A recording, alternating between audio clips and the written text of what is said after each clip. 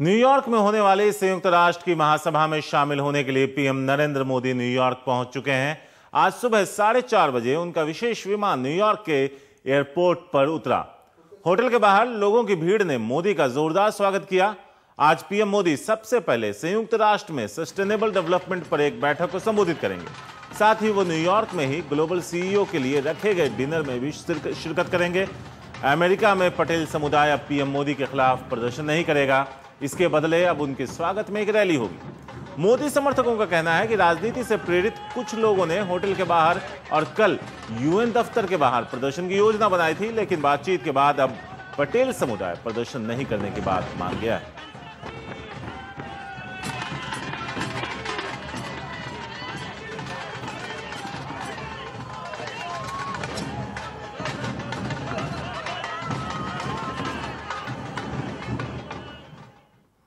और हमारे साथ न्यूयॉर्क से मौजूद हैं हमारे संवाददाता उमा शंकर सिंह। सीधे चलते हैं। उमा, अगर आप हमें डिटेल में बता पाएं कि क्या क्या कार्यक्रम है और साथ ही कौन कौन से अहम मुद्दे हैं जिनको प्रधानमंत्री सामने रखेंगे और जिन पर बातचीत होगी।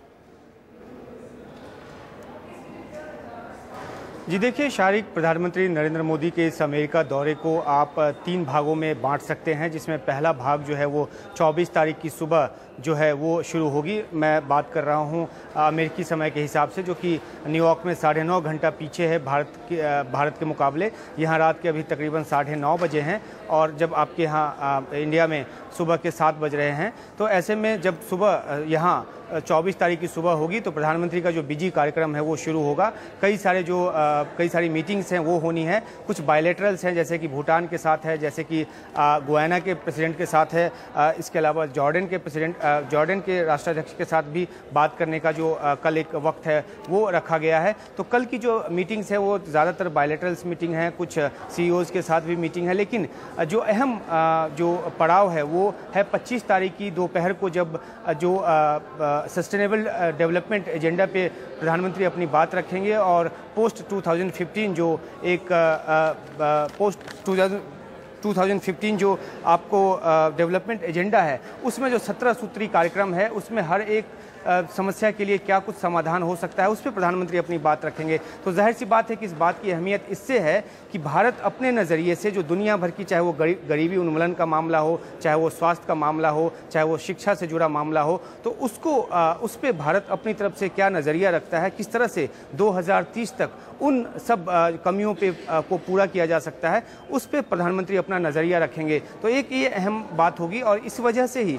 जो यूनाइटेड नेशन की जो जनरल डिबेट है उसमें प्रधानमंत्री शिरकत नहीं कर रहे, बल्कि उससे पहले जो 3 दिनों की समिट हो रही है उसमें वो अपनी बात रख रहे हैं। और इसके अलावा जो 26 तारीख की सुबह है शारिक, उस 26 तारीख की सुबह तकरीबन 8 बजे G4 देशों का जो समिट है वो हो रहा है। और वो इस लिहाज से बहुत अहम है क्योंकि भारत लगातार यूएनएससी में स्थायी सदस्यता की दावेदारी करता रहा है और ये जो G4 ग्रुप हैं वो 2004 के बाद पहली बार मिल रहे हैं। और G4 जब बना था उसके बाद ही शारिक जो यूएनएससी रिफॉर्म की जो बात है उसको तूल दी गई थी, उसने जोर पकड़ा था। और अब जबकि एक लिखित दस्तावेज स्वीकार लिया गया है यूएन की तरफ से और नवंबर से इस पर निगोशिएशंस होने हैं, टेक्स्ट बेस्ड निगोशिएशंस होने हैं, तो अब भारत के लिए अहम पड़ाव ये है कि किस तरह से वो इस पूरे मामले को पुश करे ताकि 70वां जो अधिवेशन है उसके अंत तक, यानी 14 सितंबर जो अभी हमें एक प्रेस कॉन्फ्रेंस में तारीख बताई गई, 24 सितंबर 2016 तक इस पूरे मसौदे पे बातचीत खत्म करने की भारत की कोशिश होगी,